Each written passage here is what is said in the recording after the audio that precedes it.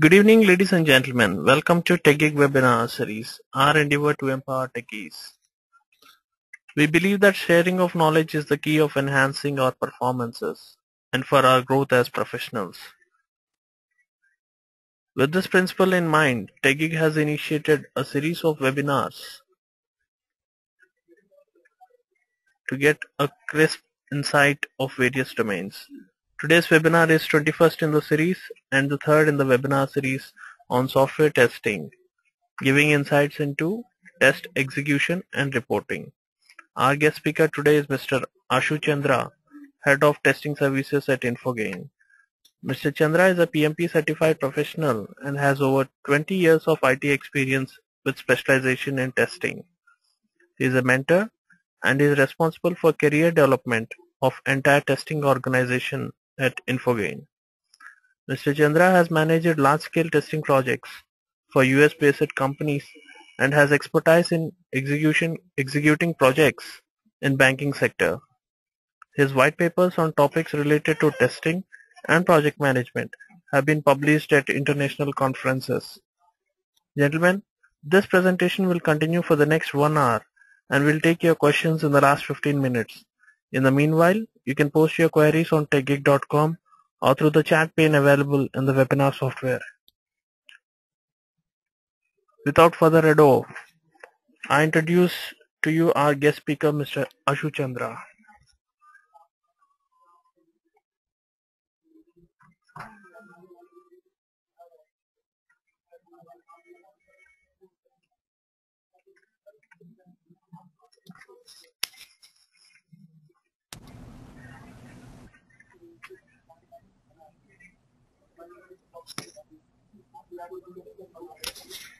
Hello. Hello. Yes, sir. You can go ahead. I just want to see. I'm unable to see your screen. Yeah, I didn't get that pop-up of accepting. Okay, just 1 second.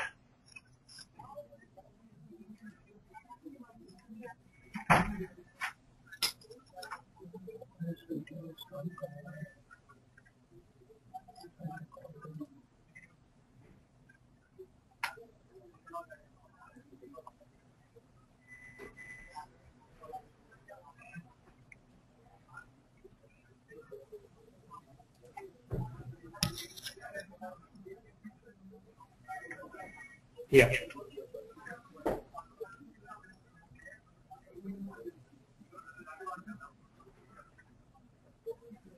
Hi everyone. I'm Ashu Chandra. Just I 1 hope you can see second, my sir. screen now, Bharat? No, sir. I can't see your screen. I can't see your screen yet. I have accepted it. I got the pop-up. Just 1 second. This 1 second, audience. Just Let small. it refresh.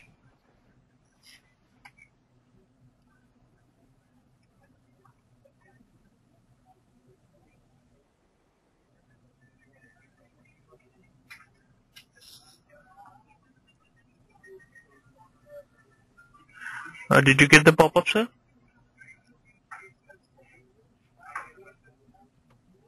I got it earlier.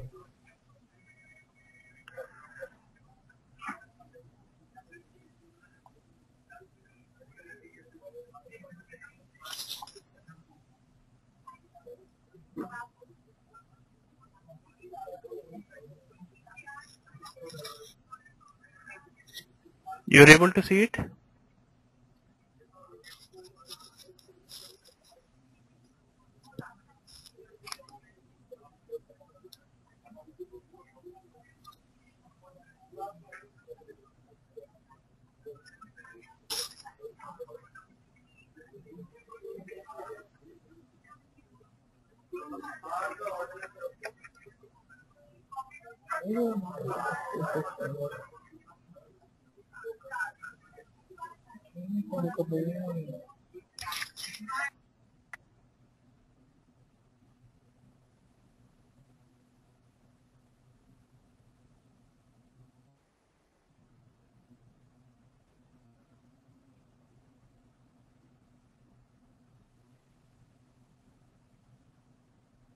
Bharat, are you able to see my screen?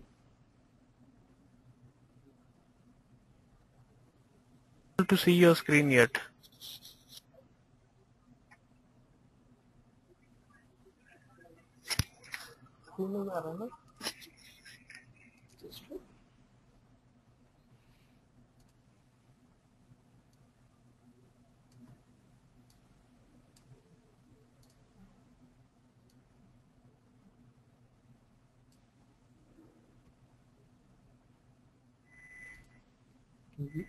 Yeah, I got a pop-up.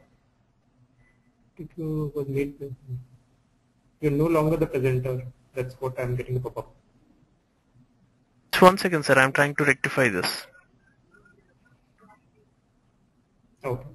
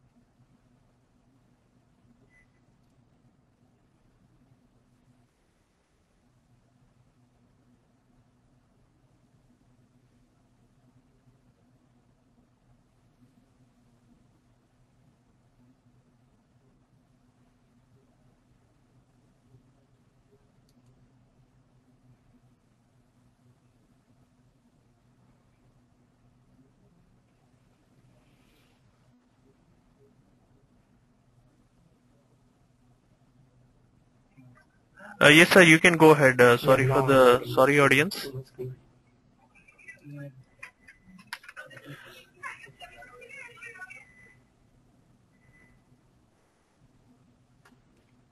I hope you can see my screen now.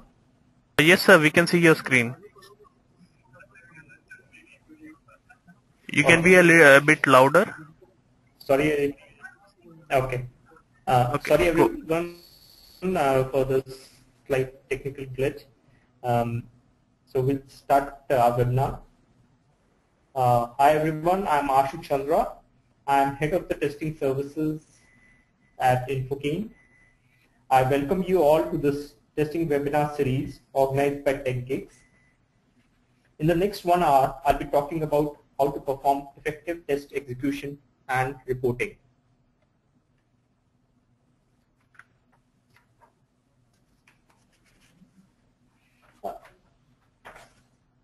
In the overview slide, what I'm trying to do is just to recap that as part of this testing webinar series, we have already covered test planning and control. The last session was on test analysis and design. And in this session, we will be covering test execution and reporting. We get into the test execution stage when the test cases have already been designed and they are ready to be executed. There are several small steps or stages which are there in the test execution, which we will cover in the next slide.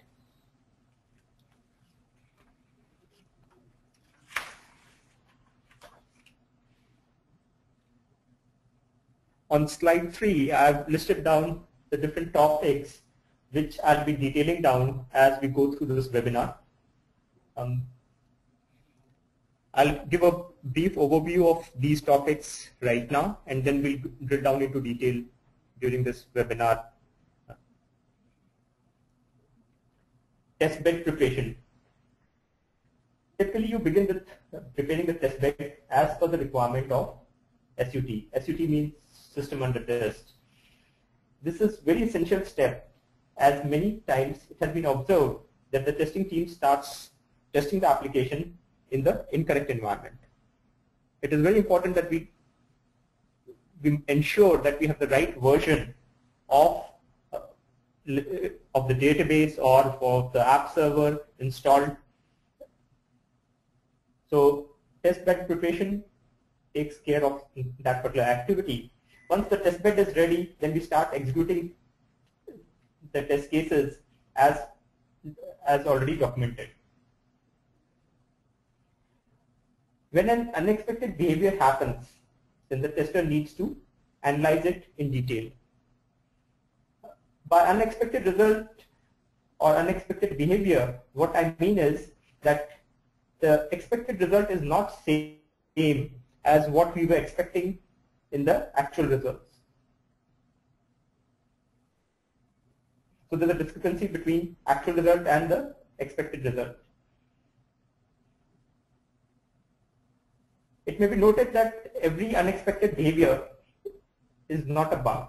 It can be due to some incorrect setup, or there could be some understanding gap which could have resulted in that unexpected behavior.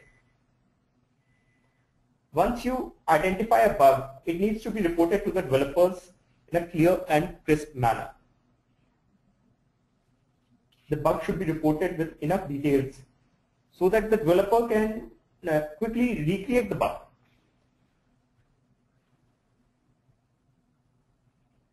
After the bug is logged, it moves to different states like assigned to the developer, fixed state, etc. This is all covered under the bug lifecycle.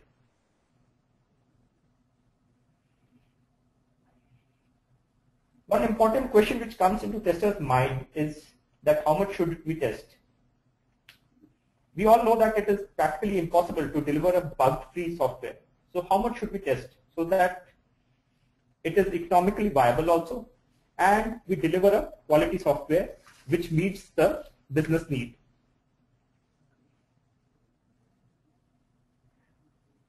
Towards the end of the testing life cycle, the testing team has to present the test findings in a test summary report. This test summary report is presented before all stakeholders. Based on the report, the stakeholders and the management get a confidence regarding the quality of the developed software.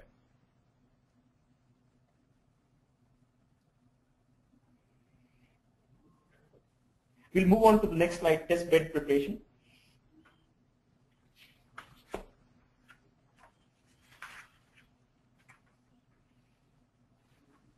You begin the preparation by ensuring that you have the correct hardware and operating system version. So we're starting from the base. We have the right hardware, we have the right OS installed. So those versions have to be compatible based on what is as per the specifications. If the application supports Windows XP and you start testing it on Windows 7, then there can be bugs which may not be applicable. So version is important. The scope of testing is normally the system under test. But in case the SUT is interfacing with another application, then you need to check that interface also. Let us take the example of a retail shopping counter. In this counter, the application under test is that retail software which is running on that counter. However, as the customer can pay either by cash or by credit card, so we'll have to check the interface corresponding to the credit card also. And the credit card verification application could be sitting in some other app, software which could be part of Citibank payment gateway. So as part of the environment setup, I need to check and the availability of the of the queue environment of that interface application also.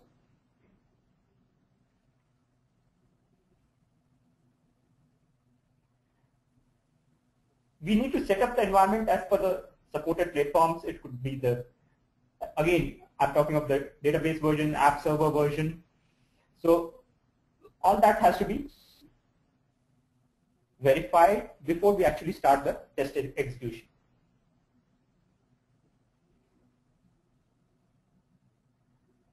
Any application which is given to the testing team should be firstly be tagged, and after that we prepare the build from the tag and then deploy it in the queue environment. It is not advisable to accept files which are not in version control. Normally we have seen that sometimes the developer gives us files and we test it. We should be very clear what we are testing. It should be given to us in a formal manner so that it can be traced back if required.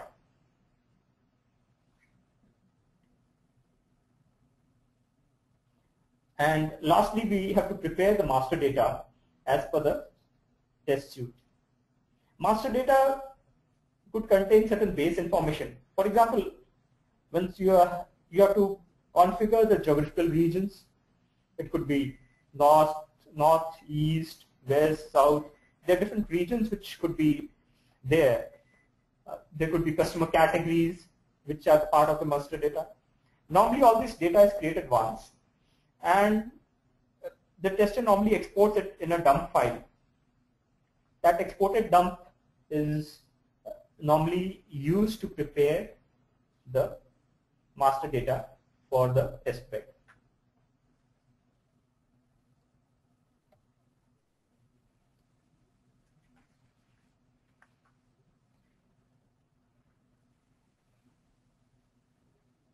Coming to after the test bed is ready, we start executing the test.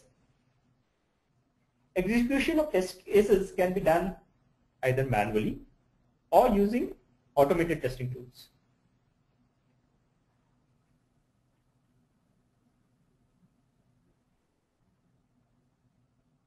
Or in certain cases, we use a combination of both manual and automation.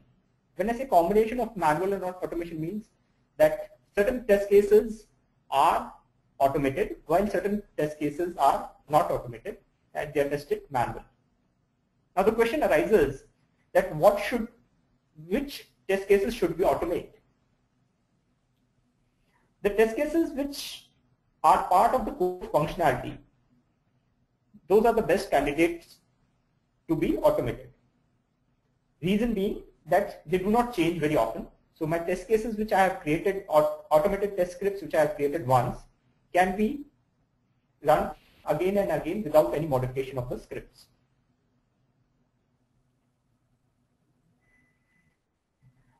In the slide I have mentioned few popular testing tools also.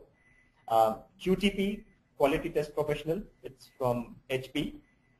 Then it's a licensed tool. While Selenium and Water, these are two freeware tools. These are becoming very popular nowadays because there's a license fee involved along with QTP, but with Selenium and Water you can go ahead and download it and start using it.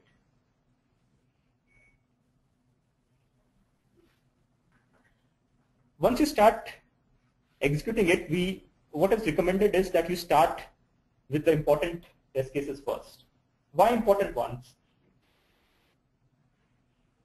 As a tester, you need to identify major issues which are critical from business perspective first.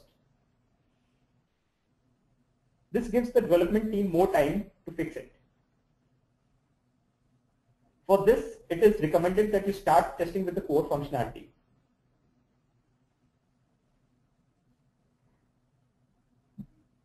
Just to support it with an example, I'll test the create order functionality first. Let's assume there's a create order functionality and there's a search order functionality. Then I'll test the create order functionality first before testing any search functionality, because create and modify these are more important compared to a functionality like search, order, etc. Apart from testing the documented test cases, exploratory testing is also recommended. Exploratory testing is more like a free form of testing. The testers can think of areas which are not covered by written test cases and execute them on the fly. It also gives vent to the creativity of the tester who is executing it. Without exploratory testing, it becomes very boring and mundane job for manual testers. They're just executing what has been documented, so they're just following those instructions. Another point regarding exploratory testing is that we all know that we're not living in an ideal world. Sometimes we get additional information about the system under test during the testing phase. This additional information may not be known earlier, and this results, and hence they are not covered in the documented test cases. So exploratory testing helps us to overcome that.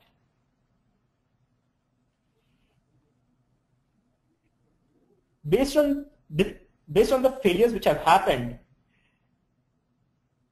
sometimes you feel, based on the bugs which you have encountered, the tester gets a hunch that there could be more problems in another similar scenario. The tester on the fly designs and executes such a scenario, and you can come across with some useful information or some additional bugs. As testers, our job is not only to find bugs, but also to ensure that the project is completed on schedule with desired quality level. We can achieve this by working along with the team and trying to find out more and more bugs in the early stage of testing. Early stage is the key. As testers, we all try to find more and more bugs, but what is important is the earlier we find these bugs, the better it is, because it gives the development team more time to fix those bugs, which is overall healthy for the project, because in that case we are able to meet the deadline and release the software on time.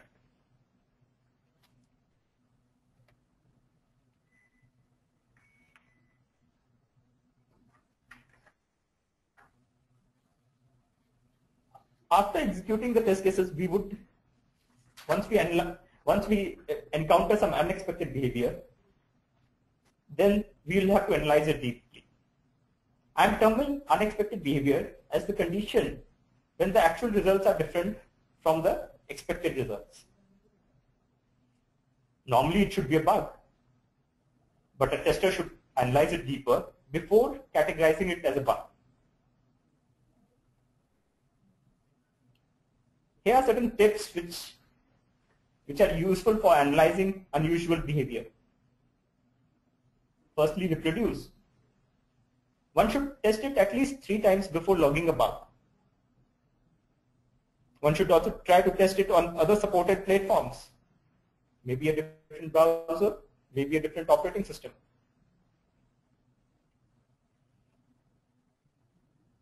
Try to isolate the condition where the bug is happening. Try to execute the nearby condition also. Let's take an example. If modify order is not working for order date is good to today, then try it with another date. Check if modify order is working for future dated orders also.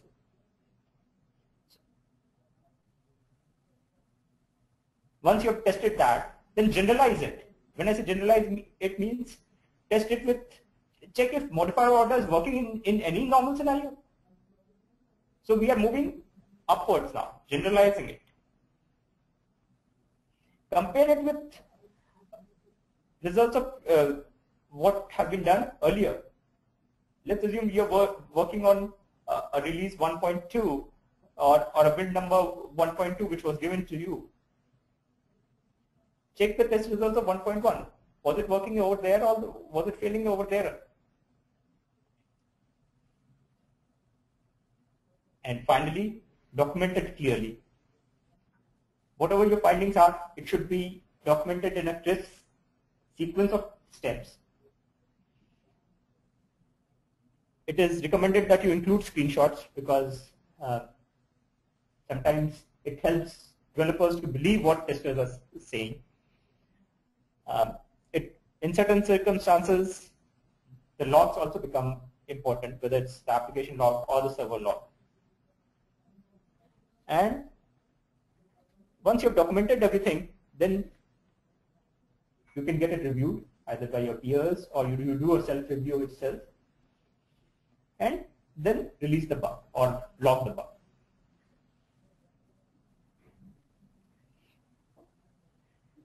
You must have observed that many times we come across a scenario where the bug is not reproducible. We say that the problem is intermittent, but it could be that in a specific workflow, the bug is appearing, or it could be with a specific piece of data.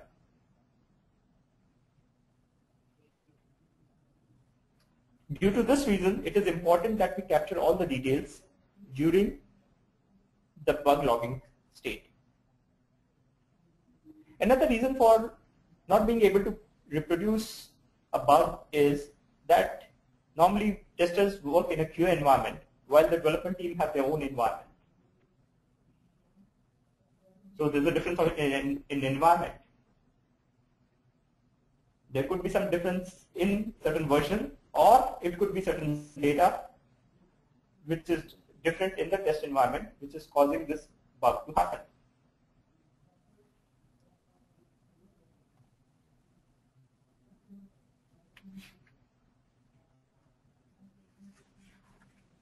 Moving over to slide number 7, which talks about bug reporting. We'll talk about the importance of bug reporting. As part of the testing community, or as part of the testers, we are accountable for some outcome. When developers develop a piece of code, the piece of code is the tangible output. But what is the output of the testers? Testers help in improving the quality of the software, but the tangible output which is produced is the bug report. The bug report should help the team to understand the defects so that it can be quickly acted upon.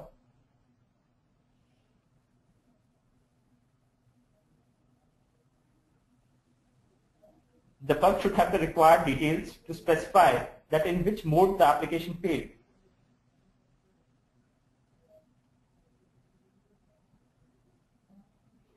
The bug report is nothing but a means of communication to the developers. In today's business world, sometimes the developers and the testers, they are not in the same geographical region. They are not in the same office. They could be sitting vast apart. It could be cities apart or even countries apart. So in such a scenario, it is very important that the testers log all the details of the bug.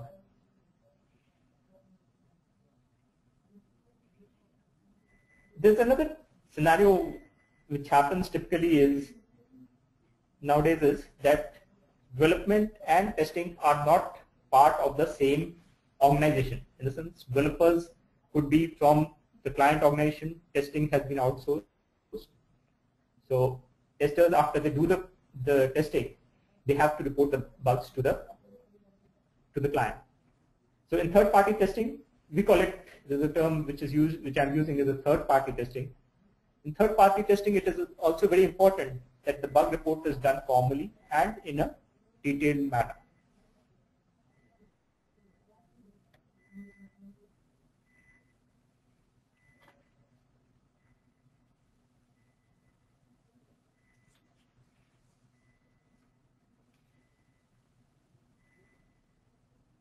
In this slide, I have put certain quality indicators for reporting bugs.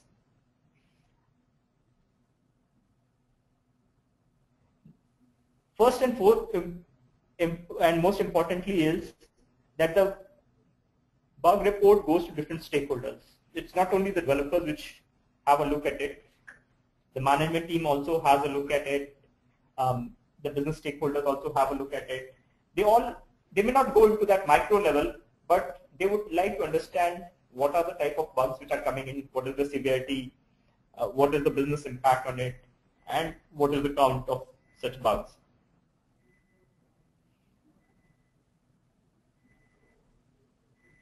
Secondly, if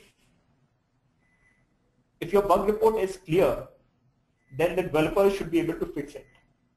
The whole objective of in this exercise is that the testers and developers work hand in hand. When I say hand in hand, means they work with a common goal. The common goal is that the project should be done in time and delivered with good quality. So as testers, it is our duty to ensure that we log the bugs in a detailed manner so that the developers can quickly reproduce it. And they save time on reproducing it. They spend the least time to recreate it. And there's a typical tendency, if you are miles apart, the developers is on a different coast. If the bug, if he's not able to recreate in 1 or 2 attempts, he'll mark it as NR, not recreatable, and return it back. So to overcome such problems, it is recommended that the bugs should be such that they are actionable by the development team.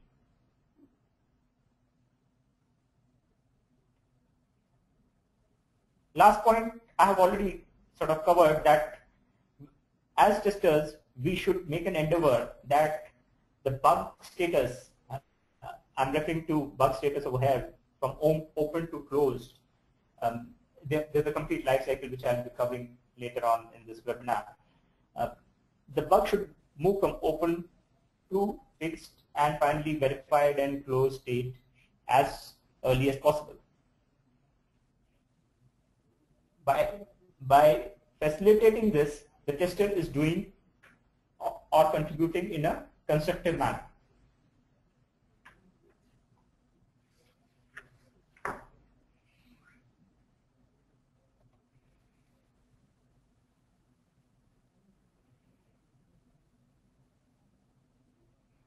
In slide number 9, I'll briefly cover the format of the bug report. So when a bug is logged, typically it has these contents. Now this may not be the exhaustive list, but this is a typical list which normally is there. There could be more fields apart from what I have already mentioned in this slide. You have the problem title, where you put a brief summary of or the title of the problem, description of the problem, then steps to reproduce. In steps to reproduce, I seriously recommend that we should be enumerating it 1, 2, 3, 4, so that all these steps are crystal clear and it should be easy to reproduce. We should also mention the environment under which we are testing it, or environment under which we were testing and we found the bug, because sometimes there are multiple environments which are supported, so it is all the more important to mention the testing environment in which this particular bug was found. Actual results. Actual results which you encountered while executing the bug, and you also put in the expected results which you were expecting as per the original test case.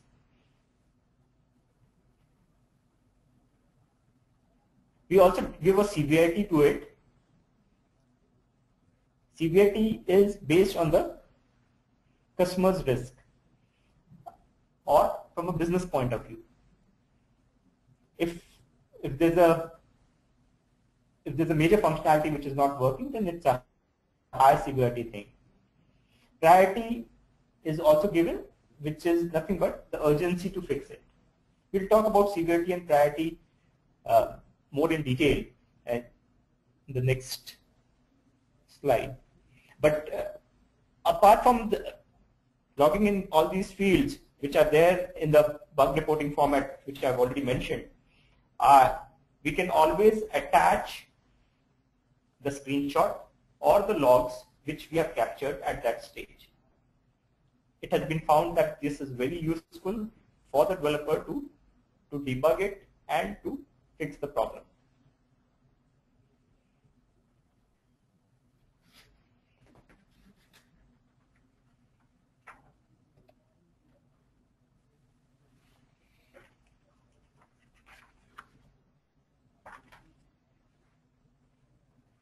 In slide number 10,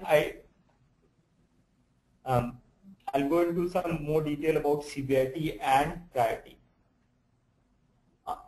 Over here, I've given some severity as 0, 1, 2, 3.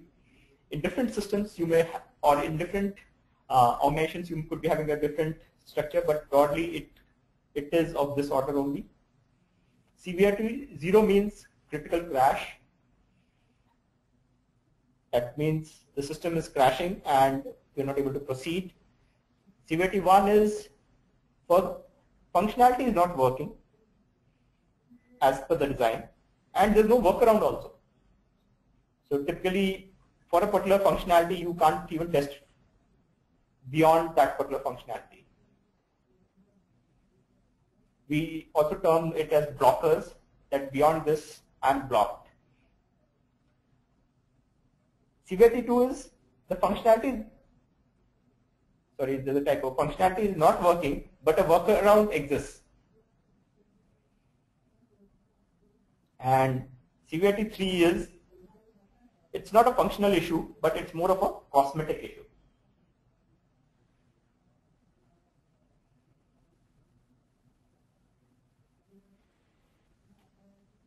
Priority is nothing but, as I told earlier, that it's more often, it shows that what's the urgency to fix it.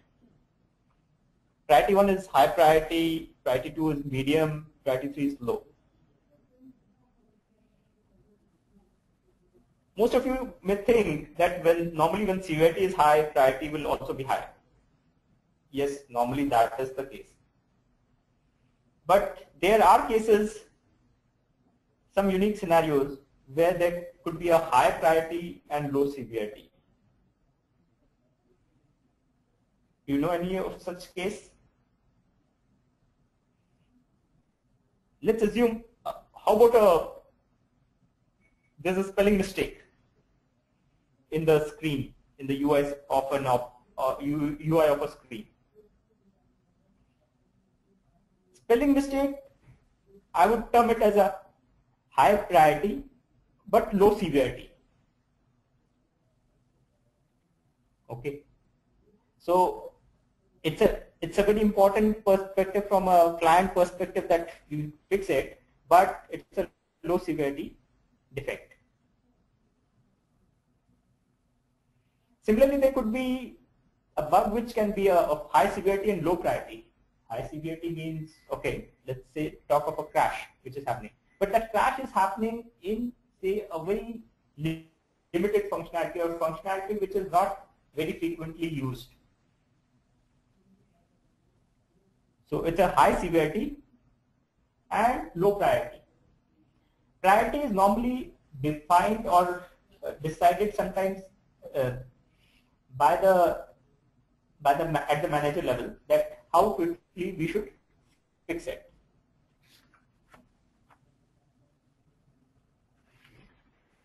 All these bugs which we are talking of, earlier they used to be logged in Bugzilla,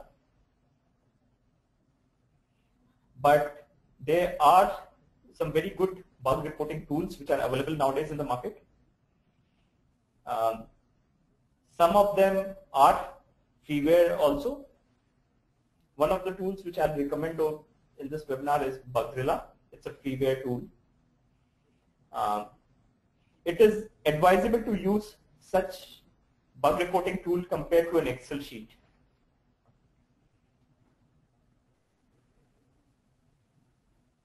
Excel sheet has got, its own set of challenges because it cannot be used across, or it cannot be modified by multiple people. There's no, you lose track, which is the latest version, who is viewing, who is updating. Secondly, all these bug reporting tools have got very good features where reports can be generated. So all this is not possible in an Excel if you use Excel as a bug reporting tool. In slide number 11, I have put across a screenshot of a typical bug reporting tool. It contains this very similar, the title or the boiler of the field could be different, but it's like issue ID, product, title, descriptions, steps to reproduce, and so on. So it contains the basic information corresponding to a bug. Again, these fields could vary, and in many of the bug reporting tools, you have a provision to customize these fields so as per your need.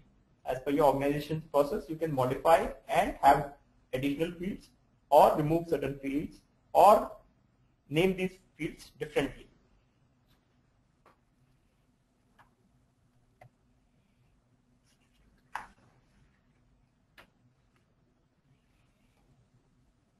In slide number 12, I am covering the bug lifecycle.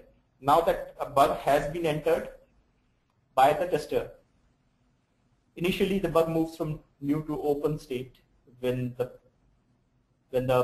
tester saves a bug, when it is in open state. Once it is assigned to a particular developer, then it goes into assigned state. After the developer fixes the bug, he marks it for testing.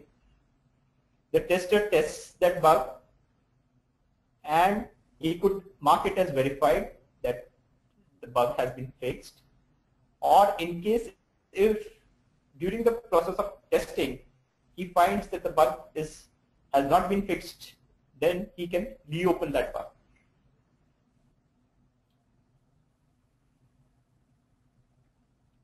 On assignment of a bug to a developer, he can also mark it as rejected or deferred. Now, what are these two states? Rejected could be because of two reasons. It could be because if it is not a bug, okay, and it could be because it is not reproducible.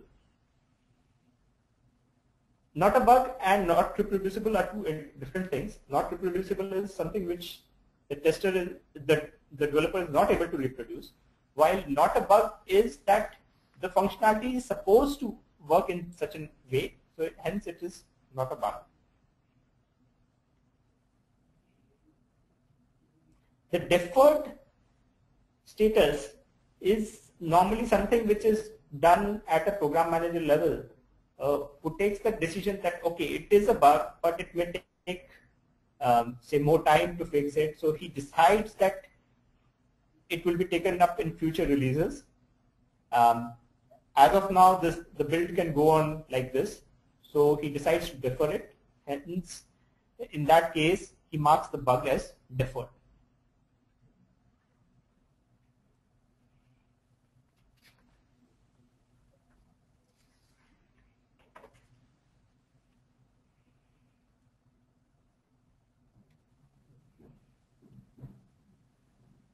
Moving over to slide number 13. As we are going through the testing lifecycle, one of the big questions which comes to our mind is, how much should we test? When to stop the testing?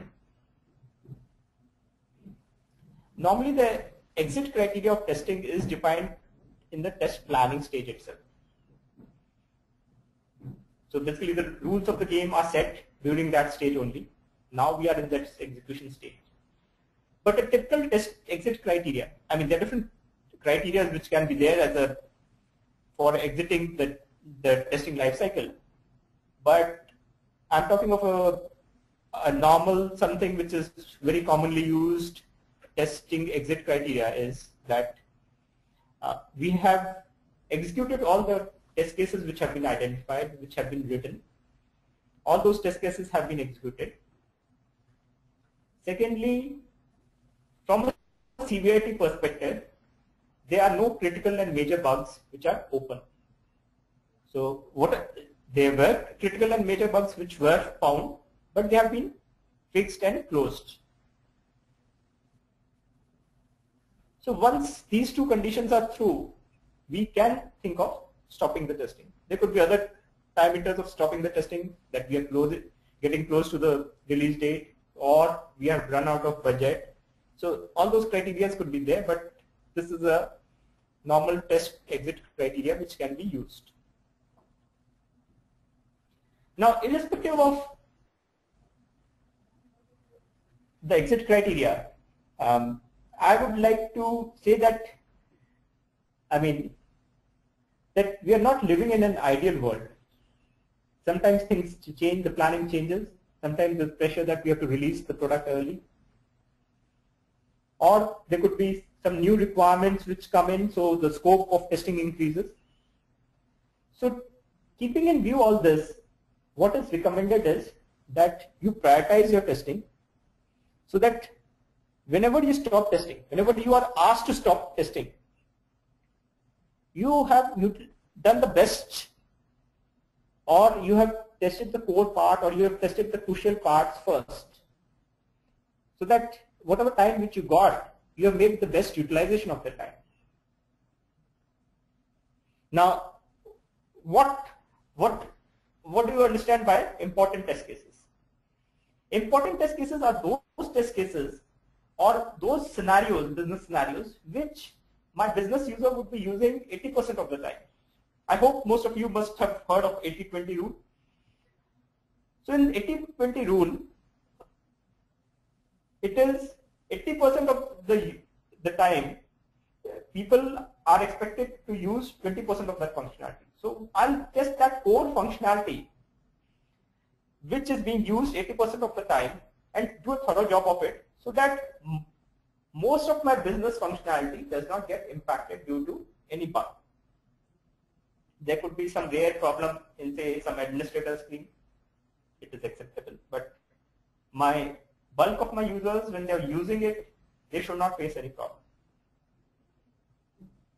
So this is what I mean by prioritized testing, and this is very important because in a business world, things change very fast. We do a lot of planning, but sometimes the plans change and we have to really scamper. And to avoid such things, we should make the best utilization of the time which is allocated for testing.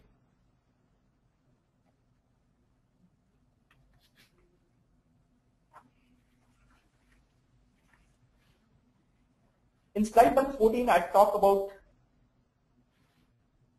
about test reporting, and we'll start with the concepts first.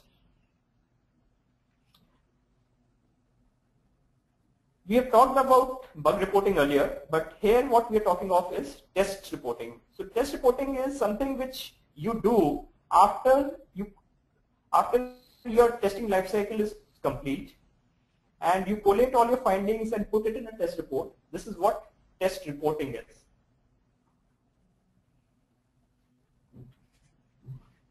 Test reporting produces very valuable information because it has all the details of whatever findings were there in the entire testing lifecycle. So it is not just a report. Normally it is presented to the stakeholders also, and so hence it should be communicated very effectively. Test report covers the current status of the quality of the SUT. SUT, once again, system under test.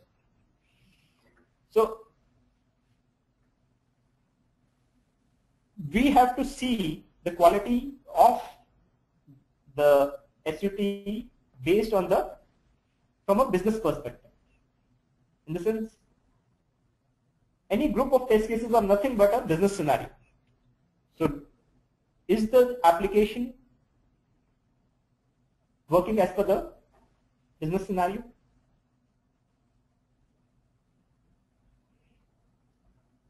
So all these questions, they are addressed in the test reporting. Test progress shows that how the bugs were found during the testing lifecycle. It is not a healthy sign to see that more bugs are found during the end of testing lifecycle. It's a healthy sign to see that more bugs were found during the initial stages of the testing lifecycle, and lesser and lesser bugs were found towards the end of the testing lifecycle. This gives more confidence to the management that now the application is bug-free and stable.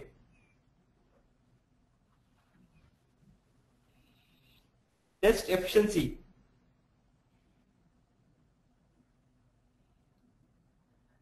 As part of test efficiency, it is spelled out that how the time which was allocated for testing was effectively utilized. What was the productivity? I'm sure that many of you must have encountered the state where they are waiting for the build, and once you get the build, you are asked to work late nights and over weekends to complete the testing process.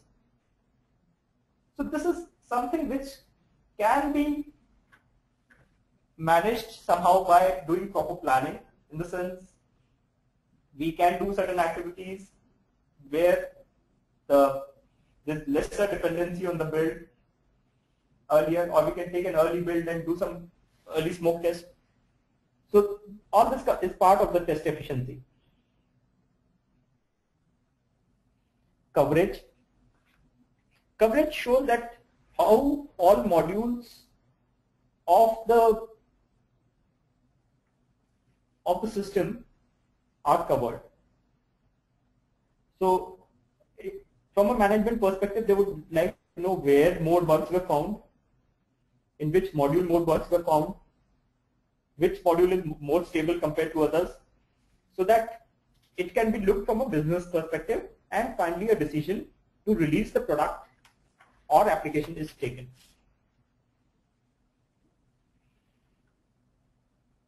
So based on the test report only, the management takes a decision whether the system is stable enough to be released or not. So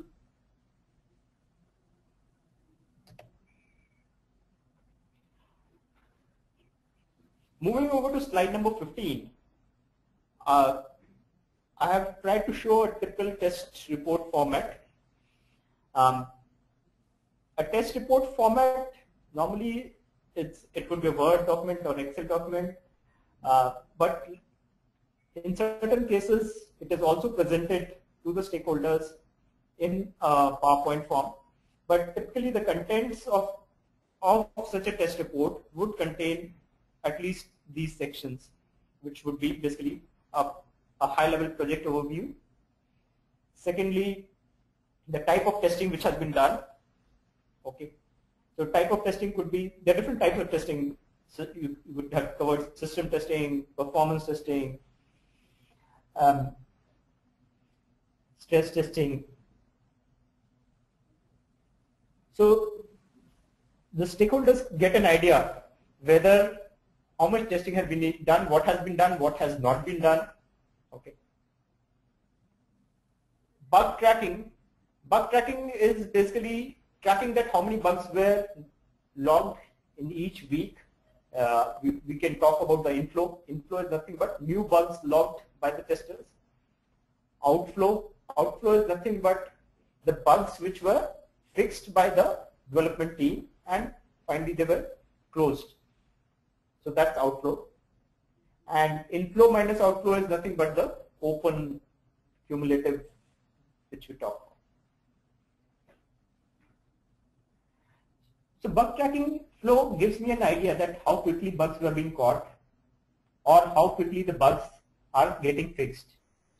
Accordingly, the management can take a decision to push the testers or the developers to work harder in resolving problems in their code.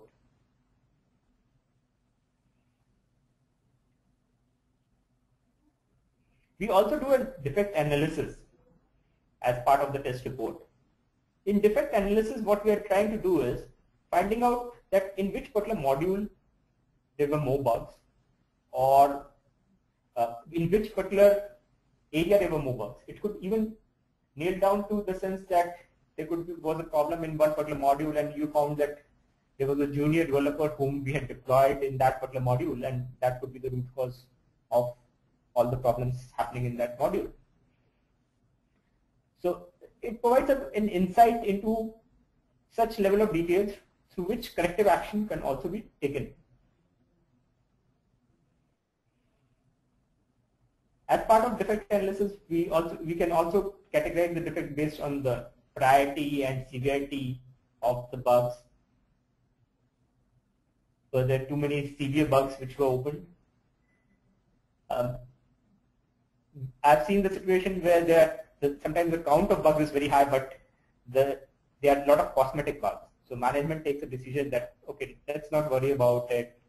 We'll manage it and let's go for it as long as there are no critical and high level bugs which are there.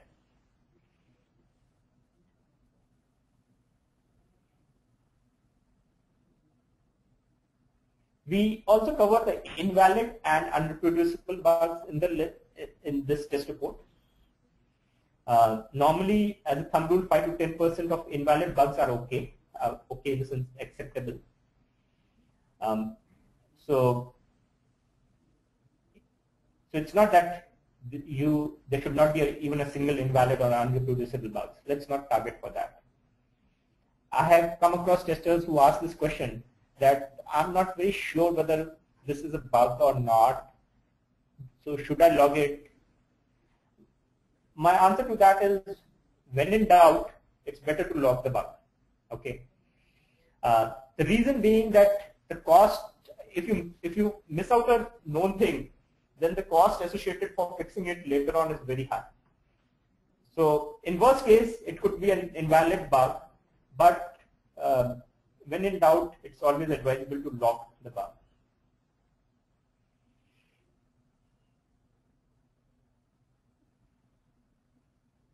As part of the testing report, we also give the observations about the release. When I say observations, means it is information in the form of data. Okay. See, as testing managers or as testers, we need to wear a very neutral hat. We should not be commenting on or giving an opinion about the quality of the product or quality of the application. I normally say, let the data say on its own. Okay, nobody can contain the data, but everybody can contain your opinion. So I let the data say on its own. So that's why it's a good idea to put your observations in the form of data in front of it, that there were 20 severity 1 issues found and 40 severity 2 issues were found. So people will automatically understand, the managers will automatically understand that there was a challenge in the quality of the application. And more the bugs, the more the time it takes for you to test the application.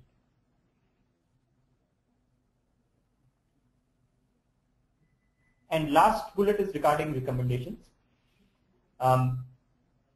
It is recommended that, in the recommendations, the testing manager normally recommends whether to go for the release or not. Now, all this is again substantiated with data, that this is the reason that why we are recommending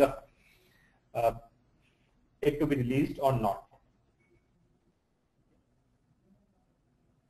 Overall, what I would suggest is that we should give, as testers, we should give constructive suggestions, because at many places I've seen, or in many forums I've seen, that testers are seen as quality gatekeepers who are finding faults, and they are perceived as the persons who are delaying the release. So what I want to convey is that it should be that we should act as persons who are able to find defects, and also to give constructive decisions that how we can overcome it, and with a common objective to release the product as quickly as possible with good quality.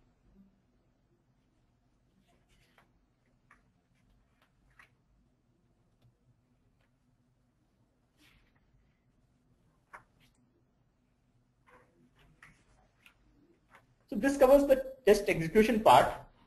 More from now what I am in slide number 16, what I have listed down, this is my last slide, what I have listed down is basically from a practical aspect that what are the best practices which one should follow for test execution and reporting. Now this is all based on our experiences, and some of it I have already covered in the webinar, but I would like to still emphasize it. Reason being, these are very important. Find the scary bug first. That is, the bugs which are important or critical from a business perspective. Try to find out that first. Reason being, if you find such a major bug towards the end of the testing life cycle, then it becomes very difficult to fix. Let's take a practical example. That you are working as part of a testing team, and let's assume there's a 3-week testing life cycle which has been given to you. On last day of testing, which is after 3 weeks or just before the end of the testing life cycle, you find out 2 severity 1 level issues. Now, as a tester, you will say that I've done my job. But is it healthy? Is it good for the team overall project? The answer is no. You should have found such issues much earlier. So that's what I mean by finding the scary bugs first. Secondly, we should be communicating very clearly with the required details.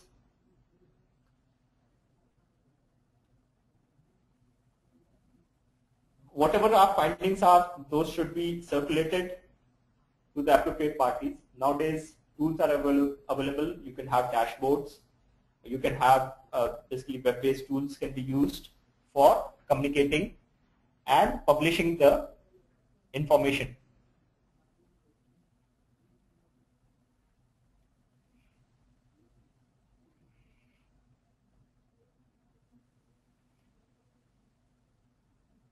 Adapt to evolving circumstances. This is now very important. Earlier also I mentioned that we are not living in an ideal world. Things keep on changing. You start testing, you are given 3 weeks to test it. You feel that it is good. But look from a perspective, the same application, it's the same, you have done the sizing and everything, and you find that, okay, 3 weeks is sufficient.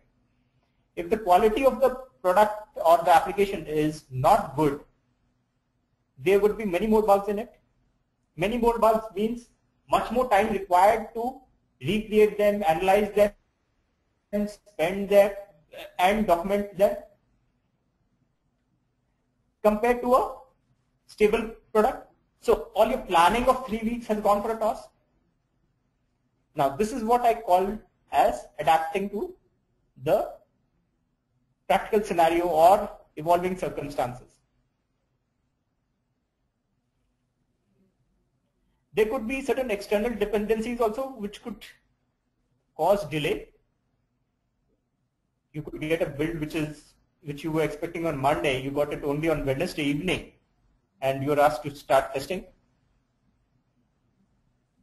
There could be certain change in priorities, certain resources could be redeployed, certain testers could be moved out. So all these are certain aspects which are not in our control, but as I said, that we need to prioritize and do the best job in that whatever time window which you are given. So when I say best job means try to find out the severe bugs first, try to attack the core functionality and check whether it is working. So that is what is very important. Now last bullet is work towards early resolution of blocking issues. There's a term which is used known as blocker. Let me go slightly deeper into it. Let's assume there is an application which is working fine, 80% application is working fine, but there's one flow in which you can't even navigate, because in the first screen of that flow itself, there's a problem and you can't move forward. So you leave that particular flow and the flows below it, and you complete the remaining part of the testing. What here I am recommending is that whatever that blocker is, it is advisable to get that thing unblocked. When I say unblocked, means fixed by the developer as soon as possible. Reason being, otherwise any area which is not tested is a gray area for me. You don't know what is there in below that. How many bugs are there below it? So it is best to uncover those gray areas as soon as possible. And that's what I mean by putting over here, work towards early resolution of blocking issues. There should not be any area where you are testing for the first time towards the end of the testing life cycle. You should have done some basic testing of the core functionality or the main part of the functionality as soon as possible.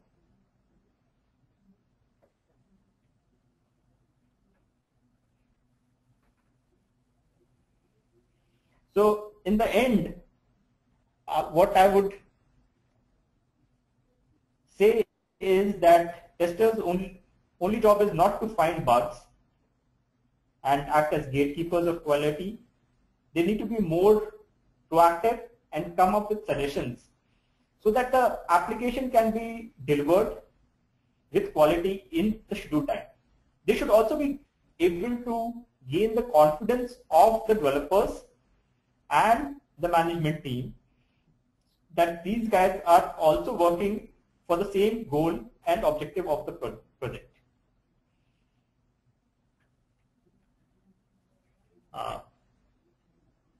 So that's, with this we come to the end of the webinar. Now if there are any questions, please feel free. Yes sir, we already received more than 200 questions by now and I have shared it with you. Okay, just give me a minute.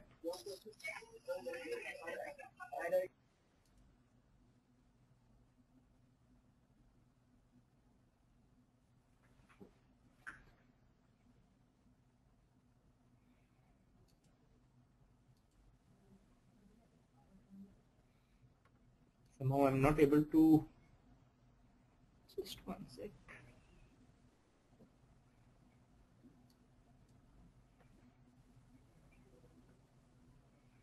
Bharat, the questions would be in the questions window, or okay? Questions window. I'm not able to see the view the questions.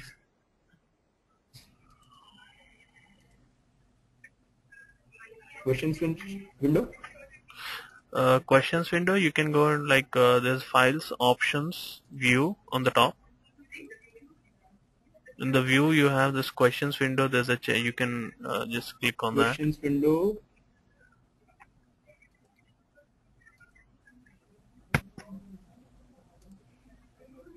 Questions window is coming out as blank. I don't know why. You on the top you can see this files options. You are able to see files options on the top, right? Mm. There's this view. If you click on the view, yeah. You click on the view, you can see questions as one of the thing below right. polls. Click on that. It's checked. Yeah. Is it checked before it? Yeah, it's checked. Right now, just below. So I can see questions here. Just click on the expand thing. I can see only one question. I don't know why. You can see only one question. What is the question which you are able to see? Please let me know what are those external dependencies under adapt to evolving circumstances. Okay. Yes, you can go ahead and answer that. In the meanwhile, I'll start taking one by one. Okay. So the external dependencies which I mentioned in the adapt to evolving circumstances, they are pertaining to the the dependencies which are not in our control. Like it could be that you get a build which is delayed. You could get the quality of the bug or the quality of the software is not up to the mark, so you are getting too many bugs. So those are the external dependencies. When I say external dependencies, or let's assume there could be certain dependencies which are pertaining to the interface application with whom we are testing. You're not getting the right environment to test it. So those are external dependencies which are not in control of a tester. Okay, it could be within the same organization, but I'm still terming it as an external because they are not in the control of the testing team. Question is from Prabhanjan Acharya. When we have limited time, how should we go about testing?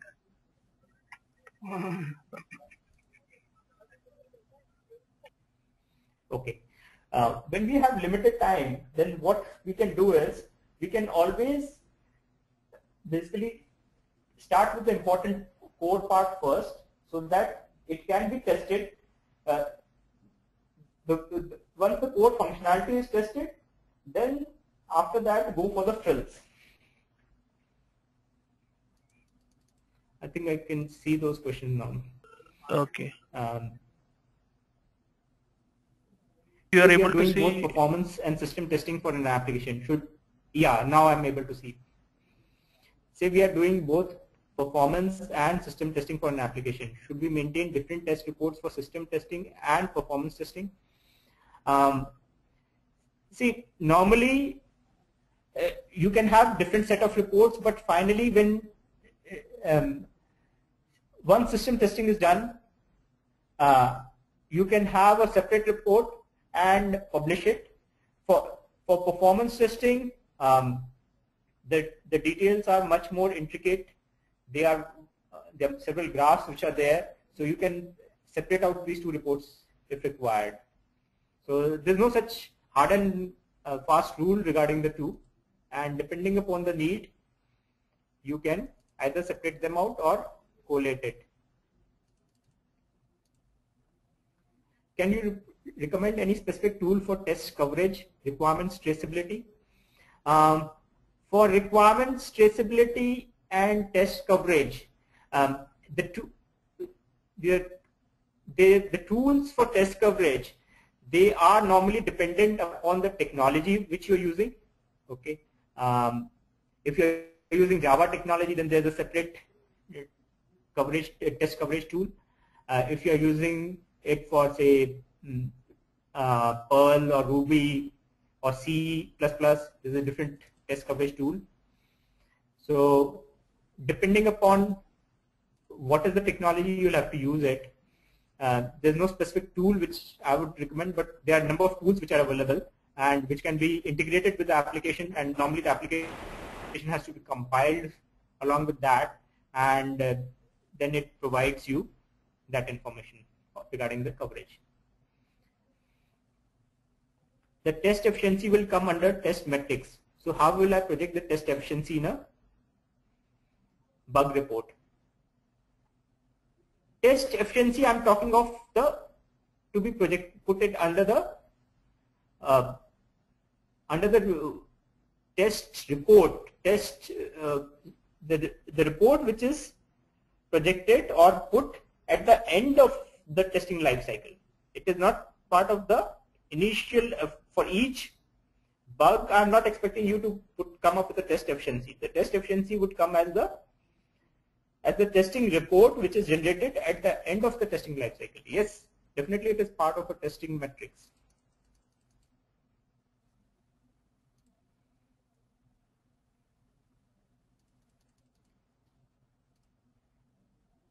How can we ensure that our test coverage is 100%?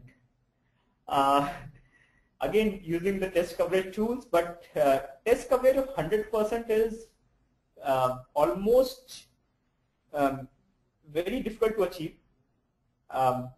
This is a very good question. Normally, people say that, okay, let's come up with a test coverage of 100%. But we all know that there are so many error conditions which are there, or exception conditions for which the code is written, that 100% test coverage cannot be achieved. Bulk of the code is written to handle the exceptions, and then there are certain error handling routines and exception handling routines under which the code has to, or the control has to fall through to execute 100% test coverage, code coverage. Now that is something which is very difficult to achieve. I've seen people content and happy with 60-70% code coverage also. The objective should be that whatever is the core, again I'll reiterate that same point, that whatever is the core functionality, let's ensure that that part is covered. Sir, can there be a situation where we will change the exit criteria during test execution?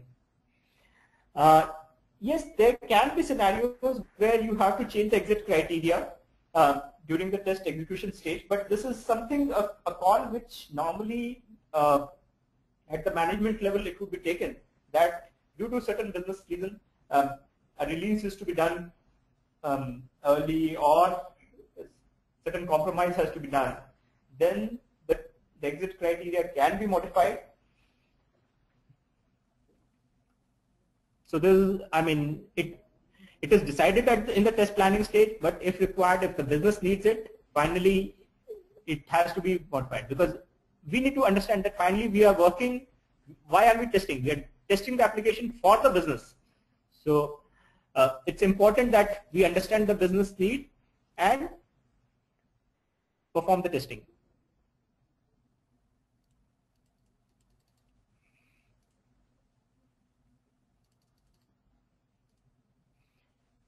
Usually in real time, we are given a particular time frame, let us say 3 weeks for testing time. In such a cases, shall we identify the exit criteria, or should we test the complete 3 weeks irrespective of what exit criteria is? See, I guess what you're referring to is more like exploratory testing, where we are given a particular time frame of 3 weeks and you are asked to test it. So in many cases, in many informal techniques, I mean, normally exit criteria is not defined and you go ahead and try your level best in that 3 week period. So your exit criteria in this particular case would be, once 3 weeks is elapsed, that's my exit criteria. Okay, instead of having something like that, all major and severe bugs are fixed. So it's more driven by the business constraint that the application is to be released in 3 weeks.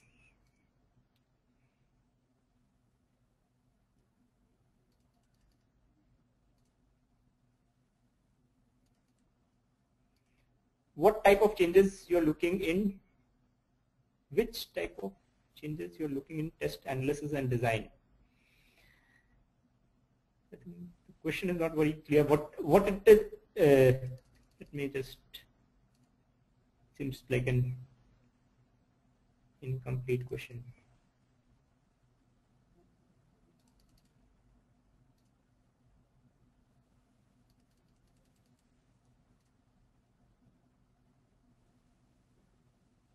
Okay, who should ideally decide the priority of the bug? Because in some organizations I've seen developers contesting the priority of a bug. See, normally the priority of the bug is part of the is one of the fields which normally the tester enters as he or she is logging the bug. Now what happens is, the you're very right that there is a lot of discontent, or there's a lot of discussion around the developers that this is not a high level priority, we can make it medium or low. So that's a discussion which has to be taken more at a product manager level, or basically at a manager level, who decides that, okay, from a business perspective it is not very important and maybe we can take this up later on. So initially the priority is decided by the tester, but the product manager can take a call to change the priority.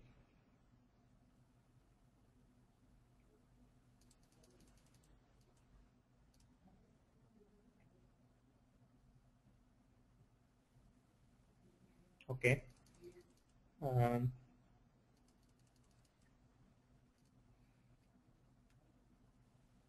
Which templates you suggest for test execution and reporting apart from bug tracker and matrices? So there are different templates for different for the entire testing lifecycle. It can start right from test planning stage. We have test plan documents, then test case documentation. There are templates available. Then for test reporting, there are templates which are available. Test bug locking, the templates are available. And corresponding to each one of them, there are reviews are done, and then matrices are collected.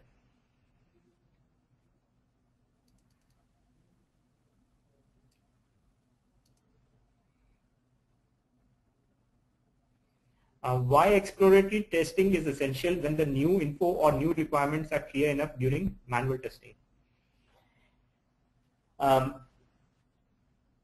Exploratory testing, as I said, is essential. One is to give some vent or some room for the tester's creativity.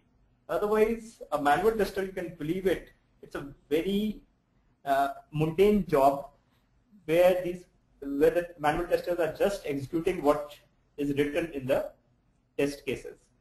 So that is one aspect. Secondly, when you are referring to new requirements, when the new requirements come in, sometimes we do not have documented test cases for it.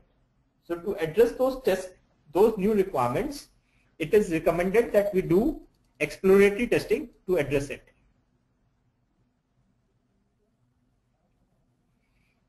Preparing master data is always required while executing test cases.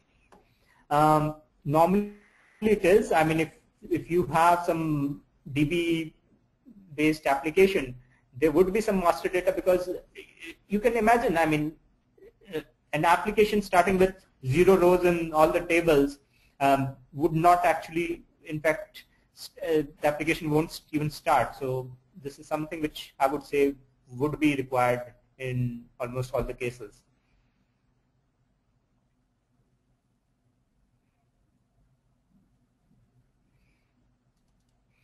Again, a question regarding exploratory testing. It means that exploratory testing done when we get new information during our execution, that is change request.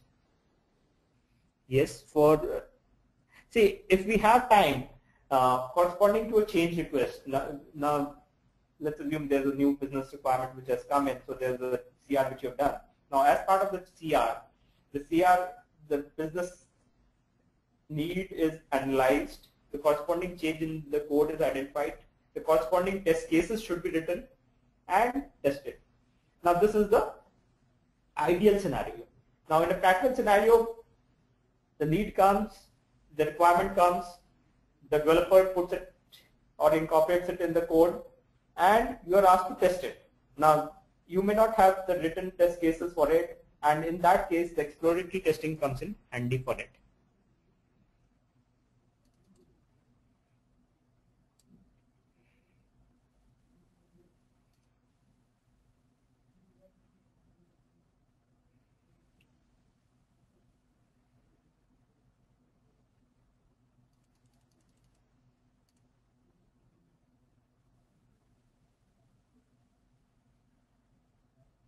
Okay, yeah.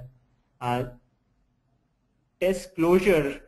Why isn't test closure after the execution? Should test closure be done?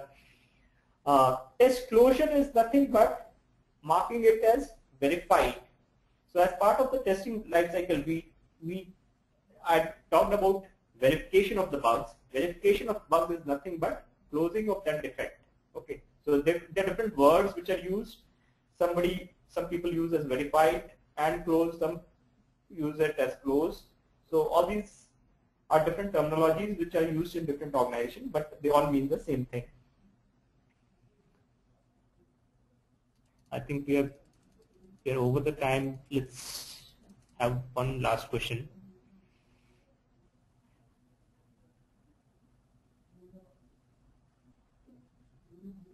when we have limited time, how should we go about testing? Which should be given priority? How to certify things?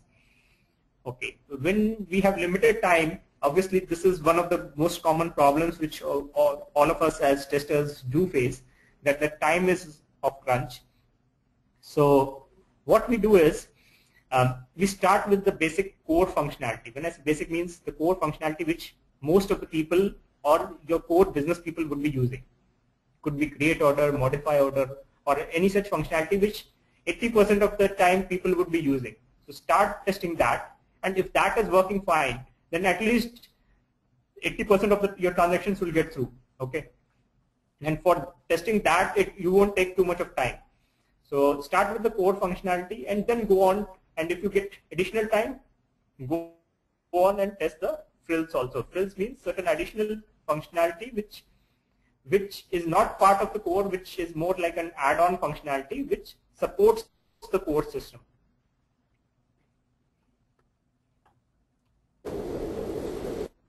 Bharat, how do you want to handle it? Now we are already short of time. We are 10 minutes ahead of the time now. Yeah. I'll share the rest of the questions with you so that we can have the answers offline. Okay. Okay.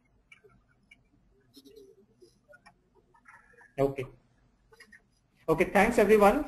Thanks everyone for joining in, and I hope you enjoyed this webinar series. And please feel free to post your questions, and I'll respond as the time permits. And thanks Bharat for organizing this, and thanks TechGig for inviting me as a speaker for this webinar. Thank you, sir. Thanks for the session. It was indeed an enlightening session. I would also like to thank our participants for their support in making this webinar a huge success. The recording of this webinar will be made available on techgeek.com by tomorrow. So thank you, gentlemen. We'll catch you on the next webinar. We'll keep you posted about it. Thank you.